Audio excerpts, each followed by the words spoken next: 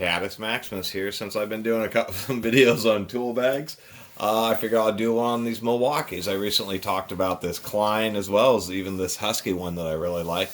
This Milwaukee is the big 22-inch by 12 by 12 bag that usually comes with a big expensive tool sets. We're talking, the $500 plus tool sets, the ones that come with sawzalls and saws and all that kind of stuff. But they do sell this bag individually, somewhere around the $30 range. The price varies quite a bit. I've seen them as cheap as $25 on Amazon, and upwards of $40. But it's really pretty reasonably priced, I think, compared to this heavy-duty Klein here that is $120. It's definitely a heavier duty bag, thicker material, but I think the Milwaukee isn't bad at all. A lot of people had commented on some of those other videos about how these cheaper bags for the dollar are pretty good. And I'll admit this one isn't bad. It also has a wire frame like the Klein does.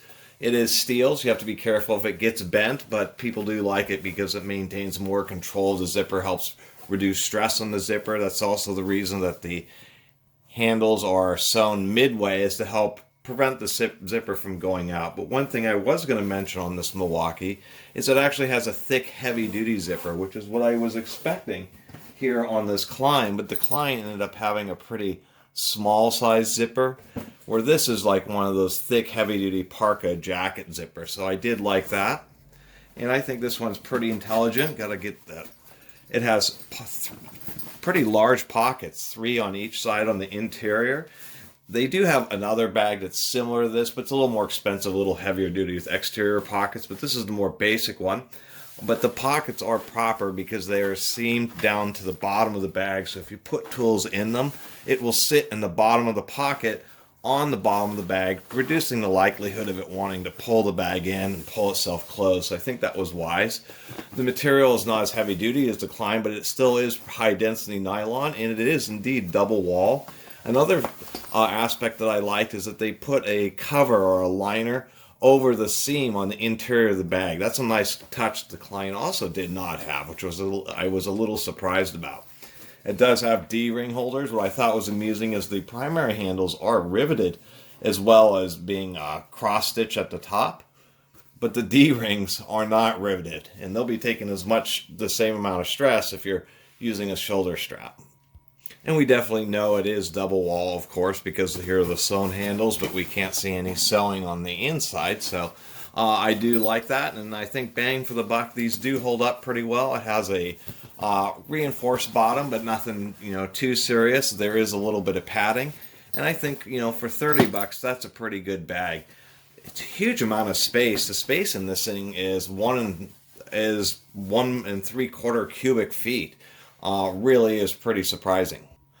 So this would definitely hold whatever you need to carry. And so if you're looking for maybe something a little bit less pricey, or maybe one of these round bags is a little too small, get one of those cordless power tool bags, because these are often sold by themselves and are really pretty good bargain. Just once again, a huge amount of space. When I mean cubic feet, let's even demonstrate that here. I happen to have a 12-inch square block of wood here. This is literally what a cubic foot looks like. And we'll go in and get this bag wrapped around that. There we go. If you have tryptophobia, fear of holes, sorry about that. This is my test block. But as we can see, we have now a cubic foot block in there, and we still have quite a bit of space. Let's get this holy block out of here. There we go. So anyway, if you are looking for more of like a toolbox size bag, this would be something that I'd recommend. Just really a pretty good deal for the price, and if it does get beat up, I mean, it's actually reasonably tough, and so it'll last, I'm sure, long enough for the price. And it's actually big enough to hold reasonably sized hand saws, diagonally you could get 24-inch levels in there. And it's actually large. I mean, you can put extension cords in there, all that kind of stuff. So that's what's kind of nice about these big bags. and they can get real expensive. So here's actually a nice little option that won't break the bank. I'll include the part numbers I was able to dig up for this in the description. I really appreciate everybody watching and subscribing. And if you haven't subscribed, please do. Until next time, Catus Maximus out.